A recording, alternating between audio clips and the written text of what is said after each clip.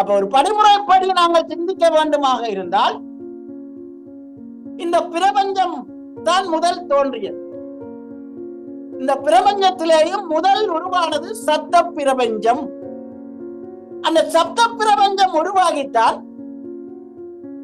அது படிப்படியாக மலர்ந்து இந்த தூள நிலையிலே எங்களுக்கு கண்ணுக்கு தெரிகின்ற பிரபஞ்சம் எல்லாம் இன்றைக்கு இவ்வளவு அழகாக மலைகளும் பச்சை பசியில் என்று மரம் செடிகொடிகளும் காட்சி அளிக்குது என்று சொன்னால் அது சூட்சும நிலையிலே இருந்து தூள நிலைக்கு வந்ததுதான்.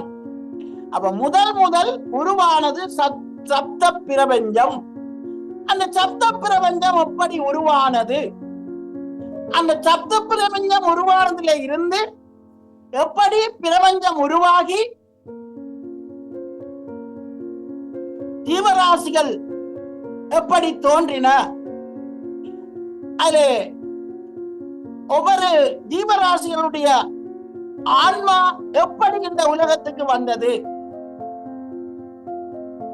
ஆன்மா என்பது என்று இறைவன் அன்று ஆன்மா என்று பேசுகின்றார். தாய்மானவில் இருந்து வள்ளைப்பெருமான் வரையிலே என்று நீயோ அன்று ஆன்மாவும் இருந்திருக்கின்றது.